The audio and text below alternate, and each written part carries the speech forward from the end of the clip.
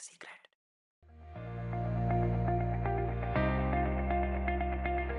Hi everyone, welcome to Secrets by Manage Engine PAM. This is where we sit, discuss, chat, rant about the identity security realm in the hopes of exploring the secrets hidden within it. And we're happy to have you here. And for today's episode, we have Kumar here with us, the Director of Marketing for ITSM and PAM suite of products here at Manage Engine. Thank you for being here, Kumar. Thank you, Nilesh. Okay. On the topic of secrets, do you have a secret to share with us today? Well, it's supposed to be a secret, but I mean, I have a lot of secrets, but however, I think I can share one. I'm a big fan of North Korea. I don't know why, but I have this obsession. I've had this obsession about North Korea for many years now. For over a decade, I follow North Korean um, uh, politics very closely, read up on their history, devoured a lot of their history, just fascinated by the country, the system, how such a system can exist in today's world. And so much so, a few years ago when I was transiting through a Middle Eastern airport, I actually bumped into a couple of North Koreans, had an hour's chat, exchanged a lot of views and all of that, right? I don't know if my name figures in some dossier in North Korea. That could be the big secret. But yes, that's an obsession. That's an obsession that continues to this day. Okay, fair enough. This is by far the most secretive secret we've heard here in Secrets. So, but anyway, diving into what we are here to do is to discuss weaving identity security threads into org-wide workflows. So, there have been a lot of evolution with respect to the factors that affect identity security itself. So, in your opinion, what do you believe are the driving factors of org-wide identity security this day or today? Oh yeah. See, a lot has changed in regards to identity security in the past few years, especially post-pandemic. And I'm sure you're not hearing this first from me, but the remote work, the phenomenon of remote work, is, I would say, the single biggest factor that kind of influenced identity security trends, because we're at a phase where employees can access resources, critical resources from different applications, different devices, from different locations, right? And so the whole concept of organization perimeters have changed, and this is no longer restricted to networks. It's a lot about identities. The attack surfaces have expanded, right? So there's a need for a much more sophisticated identity verification and access management systems. So, remote work is a big trend, and the next is cloud migration. Right now, that's been happening for about a decade and a half, and a lot of organizations now are hybrid. They have on-premises infrastructure, infrastructure on the cloud. With all this happening, the concept of perimeter based security becomes less relevant than before, right? So, and consequently, what's happened is attack surfaces have widened. So, organizations today face increasing number of sophisticated attacks that often target end user credentials, right? User credentials as entry points. Now, this could be, phishing or ransomware or insider threats. But the point is, right, these threats which result in data breaches, credential theft, privilege escalation, all start with the user identity. So that's another major driving factor. And then you have compliance, right? So a lot of countries are coming up with different compliance standards, mandates, right, that manage user data and access rights. So that's a key factor that's influencing identity security trends. And above all, right, the changing nature of identities, right? A single user now has numerous digital identities across the enterprise. It could be, third-party applications, it could be cloud services, it could be internal systems, right? So a single user may have multiple digital identities, and you then have an explosion of these non-human identities, right? So they started off with being called machine identities, and now they cover the whole scope of non-human identities. And this is because there's been an explosion in IoT, automation, APIs, service accounts, and all of these uh, machine identities actually outnumber human identities now. So long story short, there's remote work, there's the transition to cloud, there's expanded attack surface, compliance mandates, and the very changing nature of identities that's influencing identity security trends in organizations these days. Okay, great. So just to nitpick on what you started off with, right? Uh, the hybrid work models that you touched upon as while you were referring to the previous answer. How has the threat landscape for identity security evolved, especially with hybrid work models in general? Oh, like I said, attack surfaces have basically expanded. With the hybrid model of work, now there is a mandate for companies to bring about employee experience. So there's a mandate to achieve efficiency. Um, at the same time, employees need to experience the same level of efficiency sitting in their living rooms as they do inside their office. And there is a trade-off, there is a balance that needs to be maintained between employee experience and security. So whether it's a home Wi-Fi network or a personal device or a cloud application, right? Every access point kind of becomes a potential weak link in the security chain.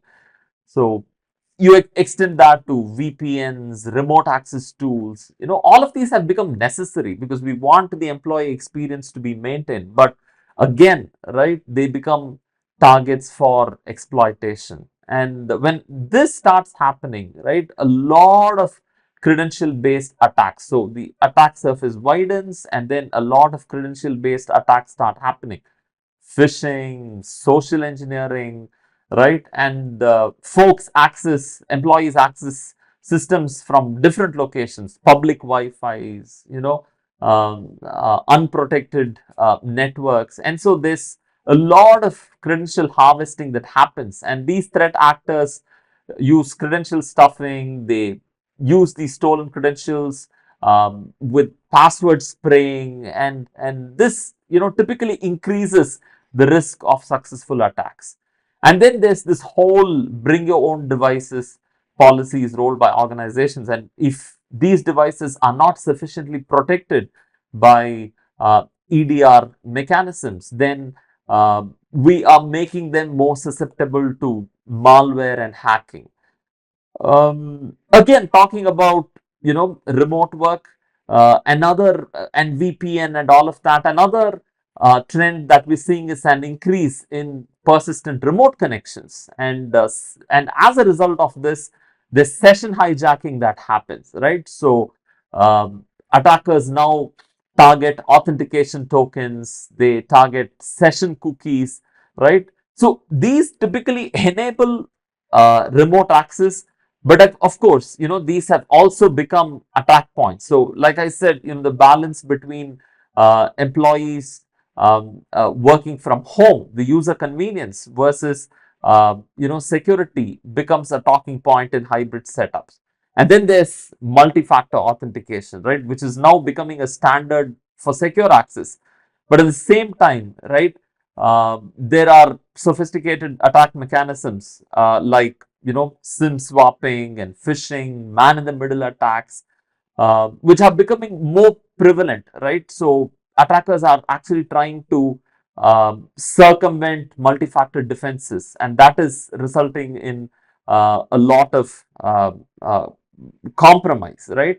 And the very nature of, insider threats has transformed. There's far less supervision these days, and the nature of insider threats has changed. It's becoming difficult for organizations to monitor employees outside of their defined corporate networks. So hybrid work has evolved into uh, you know a matter of convenience, a matter of employee experience, guaranteeing employee experience for users, but at the same time, it's opened up a whole lot of issues in regards to security, and more specifically, identity security. What you've told us, there's a gazillion different things that organizational IT security should be focusing on.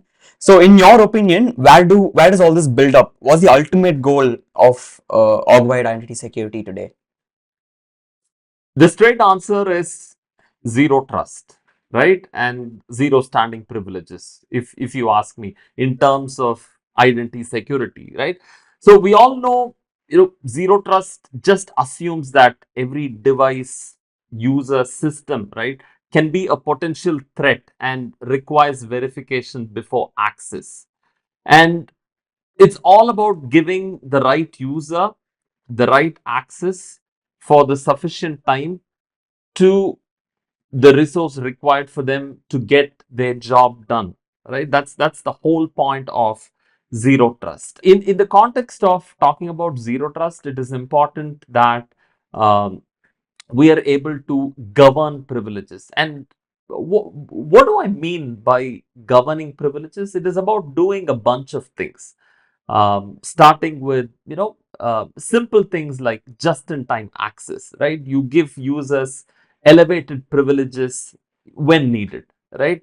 You give them time-bound access. You just do not let privileges stay forever. You give them privileges only for a sufficient amount of time, and then you verify. There's a risk based evaluation when it comes to granting these privileges, and you have automated approval workflows where you check for privilege requests from different users. Like I said in the previous point, you evaluate them based on risks, and you finally grant them permission. And over and above everything, you need to ensure that there are audit logs maintained, for every kind of resource, for every kind of user, and every kind of access. Translating this, right, this may all sound very complex, but very simply, I can give you a couple of use cases. A database admin may require elevated access to perform maintenance activities, right, where just in time privileges come in, right? A programmer, right, may want temporary access to a production system for debugging, right? Or a financial analyst may need access to sensitive data to work on quarterly numbers. So all of these, right, these kinds of access, privileged access, would need to be governed in the sense I said. Needs to be just in time, it needs to be time bound, it needs to be audited, it needs to go through approval process, and it needs to be validated for risk. So when you do that, you're able to reduce the attack surface, right? You do not let dormant privileges exist. You have a bird's eye view of the standing privileges, right? And that in turn contributes to the goal of zero standing privileges, right? And ultimately to the goal of ensuring zero trust in uh, organization security, enterprise security. So, as we've kept talking about org-wide security and enterprise-wide security, it's clear that you've told us identity security is not a single field of focus anymore. So, how does identity security in general tie into broader enterprise-wide workflows? especially because enterprise of today are bifurcated into different streams and there are different processes involved. Right. See, whatever may be the streams, whatever may be the processes, right? I think the principles governing identity security and the touch points of identity security enterprise wide are the same, right? Very, very simply, it starts from the time an employee is onboarded, right? And goes through their complete journey through their work life in the enterprise. Their different interactions with vendors, their scope of work, and it extends until the time they are safely offboarded from an organization security point of view. So, when so starting from where the employee joins, right, when it comes to providing access to enterprise systems, to applications, we'll need to ensure that these new employees have the correct kind of access, right, at a very high level. And when they're offboarded, I need to ensure that uh, their access to critical resources is removed, the passwords are rotated, the resources are assigned to another owner, a different owner. So it's important that I collect the asset back, the permissions revoked, the assets collected back, and so on. So as part of the broader story, enterprise security story, like I said, identity security goes through the whole onboarding and offboarding process, and then through the life cycle of the employee staying in the organization, there is role based access control that comes into play. Like we saw before, users need to be given roles and permissions based on their job functions, and this goes a long way in minimizing risks and data breaches. So, onboarding, offboarding, role based access control, and there's also different touch points like service management functions. There's when you talk about service management, it covers incident management, problem change management, and all of that, right? Now let's say there is a security incident that requires diagnosis, right? Typically, the service management folks that uh, go into the root cause analysis or incident investigations would need to look at audit logs provided by identity security mechanisms, applications, and mechanisms, right? So that is another touch point. And not only incident analysis, but even in the case of incident response, let's say there is anomalous access behavior from a specific account. There is an abnormal elevation of privileges.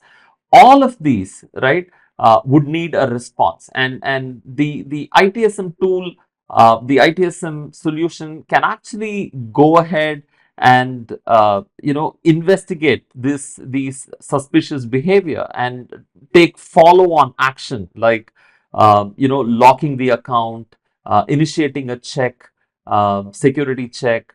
It could be escalating to a bunch of folks, but all of that needs to be fed in from the identity security side of things. So that is another area, service management and security uh, response, and of course SIM, like I said, detecting anomalous behavior based on predefined baselines and all of that. So you also have this idea of digital transformation being spoken about in companies now, and there's a lot of development, low code custom app development that happens within companies. And when this happens, right, there's a lot of scope for attacks to happen when you do not bake in identity and access management into these custom built applications. So a lot of companies, a lot of developers use APIs and SDKs, identity uh, uh, APIs and SDKs to bake in this functionality into apps that they build. So identity security comes into play in these places. And finally, the employee works with a lot of vendors, and vendors can come in as a shade of employees, of course, with different privilege levels, different levels of access, and all that. Now, if these are not governed, we're looking at a big risk here, and we've seen multiple examples of even HVAC systems being used to compromise enterprises, right? Identities taken from HVAC. Uh, who could guess air conditioning systems could be used to hack into enterprises, right? So broadly, right, the employee journey, onboarding, offboarding, the role-based access control in the time that they're there, service management, security response, SIM, and finally vendor management. These are all different workflows in the organizations that identity workflow processes actually have a touch point in. Upon multiple facets where identity security blends into broader workflows enterprise wide, right? So, what are the common challenges that organizations of today face while they are in that process? Right. This is an interesting question because this more than having to do with identity security and all of that, right? See, the changing nature of infrastructure, right, and the increased complexity is the underpinning factor, if you would ask me, right? So the infrastructure, enterprise infrastructure, IT infrastructure of today, has legacy systems, it's got cloud systems, it's got custom solutions, right? So all of these, have to come together and orchestrate, if I can use the word, uh, to go towards the goal of identity security. So the first challenge, if you would ask me, is technical. It's just technical complexity. Now, we're talking about incompatible authentication methods, right, between these systems. We're talking about uh, different identity data models that are used across different systems. Then you have the legacy systems that I said that do not support these modern identity standards. And you also have uh, complex hybrid environments with, cloud infrastructure coming into play. So technical complexity is, I would say, the first challenge to deal with. So the second is got to do with process, right? Now there are different departments that onboard uh, different employees, in their own different ways. So if you look at this, these lead to gaps and inconsistencies in identity management, right? HR may have one process and finance may have another process. The IT in one sub branch of the company may have, an onboarding process. So all of this, adds to a very fragmented approach. So this is, consolidating this would be the second challenge. And then when everything is fragmented and in silos, then there's a question of ownership and responsibility. Now, who is responsible? Who owns identity security across the company? Is it IT? Is it the security operations team? Is it the different business units? Right? We don't know.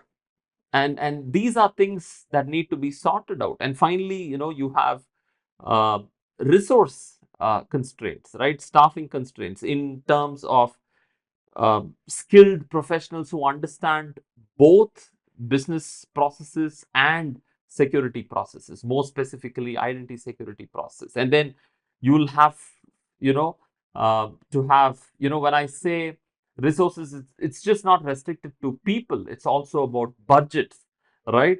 uh, for tools and for these integrations to work. Yeah, and finally, so we've seen technical complexities, we've seen process fragmentation, we've seen, questions of ownership and responsibility. We've spoken about resource constraints in terms of skills, budgets, and all of that. And finally, there's this whole cultural resistance, right? So anything you roll out, um, in let's say a fast-paced department like sales, right? They say, okay, you know what? Don't bring in these new mechanisms. Don't bring in new tools. Don't slow me down, right? So that is, organizational change management. That's a challenge. So apart from, technology, budget, skills, and ownership, um, the organizational behavior side of things is a challenge that would need to be addressed. Okay, great. Yeah. In particular, now that you've addressed the challenges, how does PAM place in between all of these, and how does privileged access management as a concept help embed security best practices in between all this? Right. See, in the madness of everything that we spoke about, right? The challenges, complex infrastructure, right? The different kind of mandates, the workflows that exist in companies. PAM kind of brings a method, right, to the madness, if I may speak, the madness of implementing identity security. And broadly, right, I would put it in four different segments. The way PAM fits into, brings order, right, to the whole scheme of identity security. So the first being, you know, access lifecycle management. There is, when you have a PAM process, a PAM tool in place, the first thing that you ensure is that you have formal, um, governance over any kind of access in the organization, right? So when somebody requests for elevated privileges, right, like we said, we spoke before, there is a formal request release workflow, there is time bound access, there is uh, automatic revocation when access is no longer required, there is some kind of documentation, there's some kind of an audit for compliance purposes, right, and for investigation later. So the first thing that gets streamlined is access life cycle. The second is about, the value that PAM brings is uh, got to do with sessions, right? So be it session recording of privileged activities, being real-time monitoring of these sessions for suspicious behavior, be it terminating these sessions when abnormal activity is detected, or most importantly, right, avoiding, preventing credential exposure, in these privileged sessions. PAM plays a very important role, right? So the third aspect, if you would ask me, is the reduction of risk uh, that PAM brings. PAM kind of, builds this kind of, a secure boundary around privileged operations. So you no longer, access sensitive resources directly. You have a way of accessing them through jump servers or bastion hosts, right? So when you do that, right, uh, the risk, is significantly reduced. And then of course credential vaulting, so nobody knows, accesses the actual credentials. There's credential vaulting, and PAM ensures direct access to privileged accounts. And then there's also, password rotation, and overall, PAM is able to separate privileged access from non-privileged access. Finally, from the point of view of policy enforcement, right? PAM ensures that uh, security policies defined by organizations, be it role-based access control or uh, policies that are mandated by company compliance requirements, are actually enforced in the organization. So, starting with governing the access life cycle to moving over governing sessions, privileged sessions, to reducing risk through isolating privilege operations, to policy enforcements. PAM makes a big difference when it comes to enforcing identity security in organizations. Okay. So, from what you've told us, with respect to the best practices and what is the process that needs to be maintained, it proves to be a laborious task in general when you blend PAM with other facets of IT security in general, right? So, what role could automation play when it comes to blending identity security workflows with other enterprise-wide business processes? Okay, so I like the way you describe it as laborious, right? Okay, whether you like it or not, whether you consider it laborious or not, you got to do it. That's the point, right? But the good thing is, right, we have technology systems, processes that have evolved that do not make it so laborious anymore, right? So if you ask me, right, we're talking about just 3 or 4 different areas where the automation actually kicks in. Like I said, user onboarding and offboarding. So let's say you have provisions for automated provisioning and deprovisioning user accounts, right? That when you're able to provision and deprovision user accounts when employees join or leave, and when all this is done automatically, then the scope of unauthorized accesses and manual errors is a lot reduced. So that is one area where automation can come into play. uh, and like I said, through the journey of the employee in the organization, you need to ensure that there's access control and monitoring that happens real time on a continual basis. And you need to have mechanisms, automated mechanisms for access reviews. Uh, so that can help you check unusual permissions, dormant accounts, right?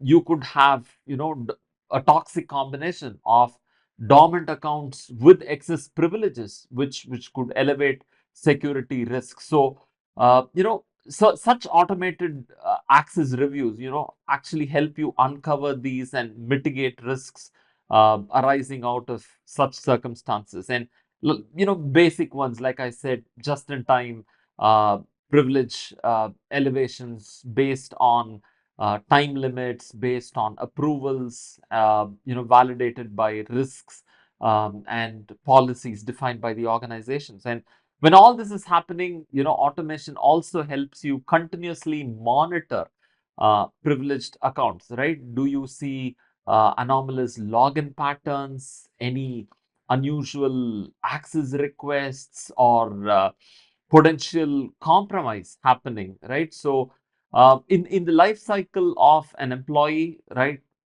these access control and monitoring automations go a long way in enforcing uh, identity security through privileged access management.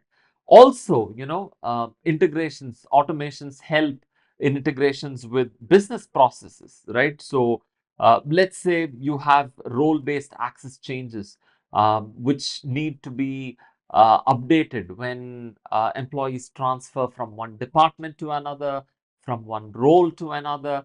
All of that is facilitated by PAM automations, right? So and then you also can have self-service where users request for certain privileges, certain access rights, and these are again governed and assessed, and granted through a self-service mechanism without having to, go through the laborious way. Sorry, I'm picking on the word, but um, um, it can be simple, like I said, through self-service mechanisms, so even as you maintain oversight of what is happening, you can actually ensure secure access delivery through integrations with business processes.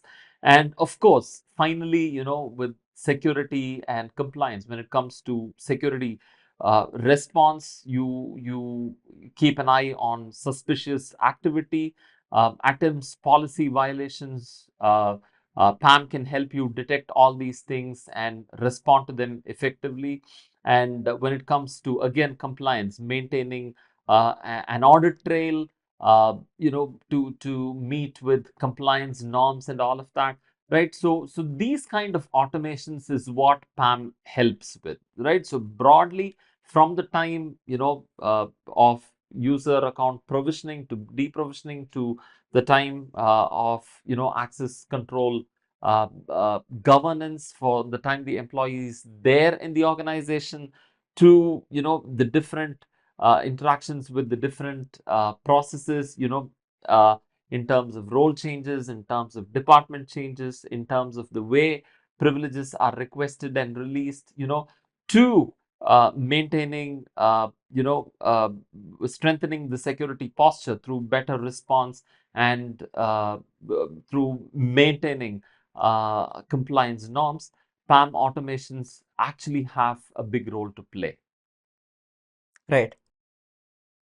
So, bottom line, see, the key benefit of automation, PAM automation, is that it reduces both the risk of human error when it comes to identity management, and the kind of, operational overheads that people face when processing routine identity tasks, right? So this is, bottom line, the advantage of, having automation when it comes to identity security, and more specifically PAM. But having said that, I would say a level of human oversight is also important when it comes to auditing these automation rules. You just can't, let them be on autopilot. Obviously not.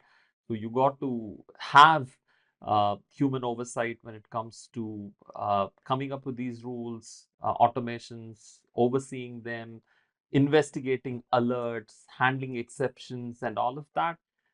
Yes, they would need to complement automations.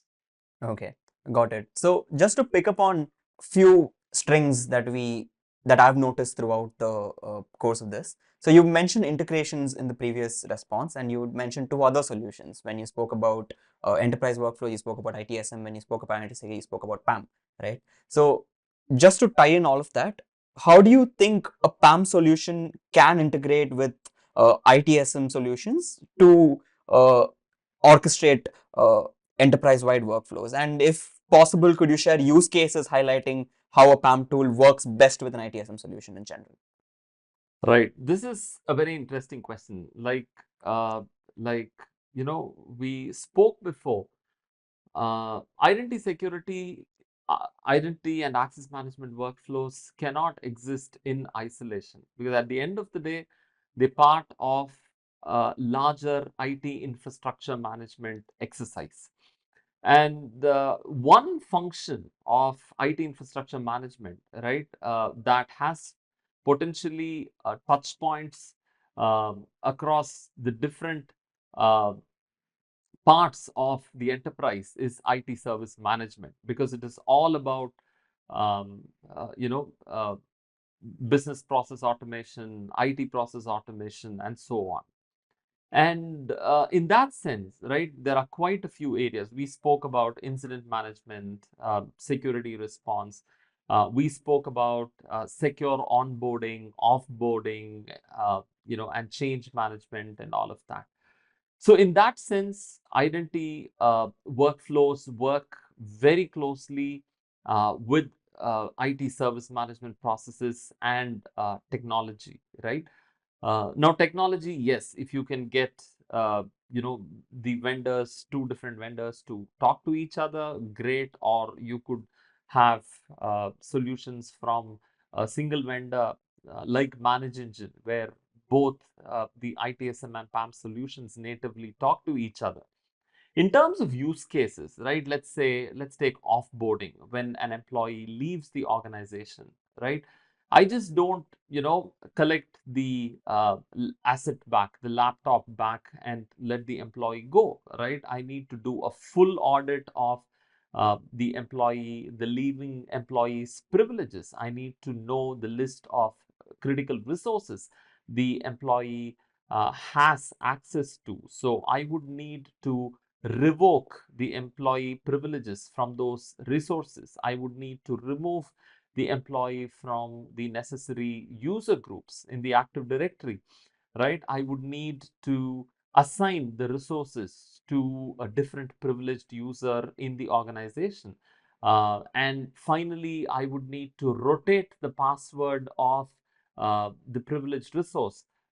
So uh, the credentials are not abused by the leaving employee, right? So all of this can be managed from within the offboarding ticket in the ITSM tool, and it's not just about an employee being let go via a ticket being raised from an ITSM platform. It is about uh, the service management ticket spawning the list of tasks that I just mentioned, and these tasks can be directed to the privileged access management platform, which in turn would complete these and reassign the resource, uh, rotate the password, and communicate back to the ITSM platform. And the technician, the agent handling the offboarding, is updated. So all of these automations, right? So you know, play a big role in reducing the attack vectors, in mitigating attack vectors, right? And without you having to do these things manually, if these technologies did not exist, you would have to do each of these manually. So this is one place where ITSM and PAM can work closely with each other, secure offboarding. The other common area where PAM can work with service management practice is change management, where you actually, on the IT service management side of things, you raise a change, it goes through approvals, and when it goes through approval, there needs to be a change plan, as detailed a change plan as possible. The change advisory board recommends the change, and finally there's a change manager that approves it, and then the technician or the agent goes ahead, implements the change, and then there's a review and all of that. So in all of this, right, we've known about, people speak about best practice change management and all of that, but beyond best practice change management, right? Companies need to start thinking if they have a security first change management approach, right? Or in a larger perspective, a security first service management approach, right? So when it comes to a security first change management approach, I not only go through a best practice change process, but I also ensure that it is highly secure, that it adds or contributes to the security posture of the organization. Let me give you an example. Let's say I raise a change request to go ahead and run a set of commands on a critical resource, which is a server, right? So the first thing is the the the kind of access to the server, right, needs to be channeled through the privileged access management platform.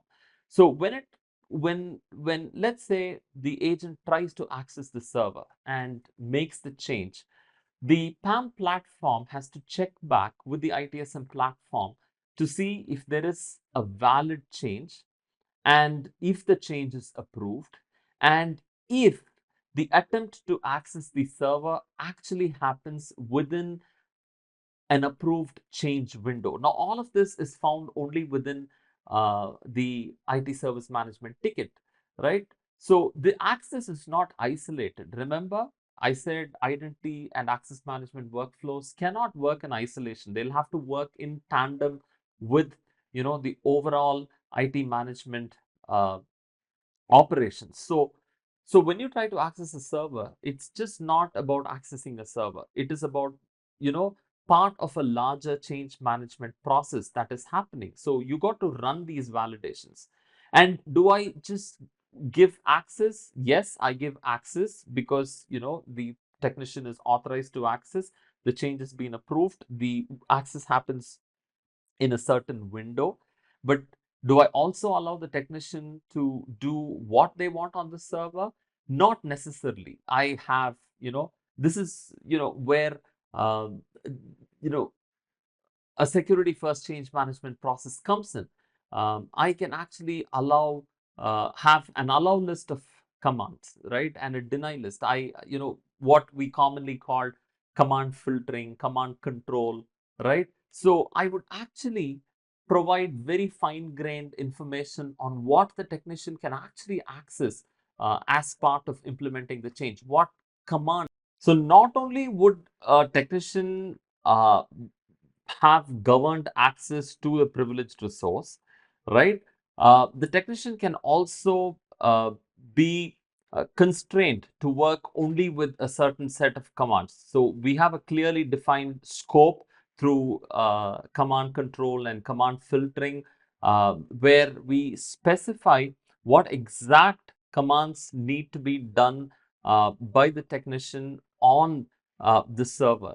And all of this information can be uh, included as part of the change plan and approved. So we exactly know what is going on, and we'll have the whole access, the whole change, the whole implementation being recorded on the PAM side of things. So for security and audit purposes. So PAM can play a very key role in interacting with different processes and technologies, more specifically with the IT service management side of things, because it can greatly enhance the security posture of organizations. So it's all about, not just best practice service management anymore, but more about security first service management, because the times we live in are such. Okay, amazing. So that was a very well-rounded tie-up to all the strings that we've plucked out today. So putting a stop to what we've been talking about, the evolution and what we've come to, uh, could you give us more insight on how the future of identity security looks like in the context of enterprise workflows? Right. See, if you ask me, the future of identity security, specifically in the context of enterprise workflows, is shaped by several emerging trends and technologies, right? Primarily, two significant things that I would want to mention here. The first being, the evolution of zero trust architecture in itself, right? Um, in where identity becomes the primary security perimeter than network boundaries, right? This is, a very significant way that zero trust is evolving. So, which means you'll need a continuous verification of users, devices, and context. You don't, there's no principle of static permissions anymore, right? You got to uh, assess things real time. You need to make dynamic access decisions based on behavioral pattern and based on threat intelligence. So the other key trend that is shaping the future of identity security is, of course, AI, right, and machine learning. You with AI shaping up, right, you have advanced anomaly detection, which identifies very subtle patterns of suspicious activity. So you not only have advanced anomaly detection, you also have predictive analytics where you anticipate potential security risks even before they materialize. And you have systems like adaptive authentication where you adjust security requirements based um, on baseline user behavior and risk factors, which have been learned by the intelligence system over time. So the evolution of zero trust in itself, with identity as the parameter, plus emerging technologies like artificial intelligence, can shape the future of identity security. Okay, perfect. So we've been talking about the steps that organizations can take in order to control what might arise in the future, right? So as we plucked at hybrid work models in the past, we're now plucking at AI in the future. What are these steps that organizations can take to future-proof their identity security frameworks for the coming years? Okay, this is a big topic, right? If you look at the challenges and the opportunities, right? There's a lot that enterprises can do. I think starting with the modernization of security architecture, where, like I said, adopt a zero trust architecture that treats identity as the primary security parameter. Go beyond the traditional definition of network-based security parameters to identity-based security parameters, and you'll have to have flexible uh, identity infrastructure, right, which can adapt to new authentication methods and technologies, because these are changing a lot, right? You got to build scalable systems which can handle growing identity volumes, and you got to also shape your technologies into modular frameworks, so they can accommodate new and emerging trends in in identity technology. So this is with the security architecture modernization. The other aspect, if you would ask me, is start investing in newer advanced technologies like AI and ML for threat detection and analytics, right? We did talk about it a little, and you can start, with that uh, passwordless authentication, options. So all of these, there's a lot in the market, a lot of capabilities for managing quantum safe cryptography transition and all that stuff. So you would do well to invest in advanced technologies. And as you modernize your architecture, as you adopt these new technologies, it is also important that your processes and your policies evolve and are enhanced from time to time, right? So you need to establish clear processes for evaluating and adopting new identity technologies. You got to uh, develop comprehensive incident response plans that are able to stand ground against new and emerging identity threats. So, and finally, you got to educate your people. You got to train staff. You got to train users on the importance of identity security in strengthening the overall security posture of companies. So it's a mix of technologies, processes, training, and the underpinning framework, security framework, and architecture. All right. So when it comes to talking about the future, since you've had your hands wet with this for quite some time, uh, could you tell us about how Manage Engine itself is, uh, or what are Manage Engine's plans when it comes to the identity security space itself? Right. So I think as we stand today, Naresh, we have a pretty comprehensive portfolio of products, right? Covering identity, security, and privileged access management, and all of that. But what we actually want to do is that we want to evolve into a converged identity management platform to manage and secure all kinds of digital identities, right? So, which means we want to have a converged identity management platform that would have a strong focus on IGA, on access management, on PAM, on identity security, uh, governance, risk, and compliance, and aspects like ITDR, which means we would have to we plan to lay a strong emphasis on user identity lifecycle management, identity risk assessment, and attack path analytics, uh, threat analytics and response, and all of that. And we also want to, with our in-house AI capabilities, right? With Zia, with the Ask Zia interface, Zoho Intelligent Assistant interface, right? We want to have risk-based access control.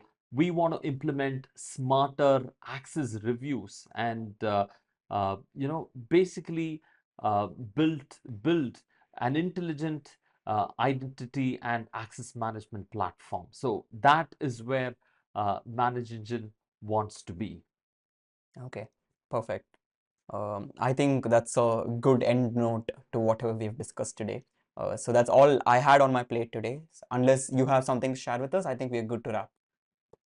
Thank you very much, Naresh. It was a pleasure talking to you.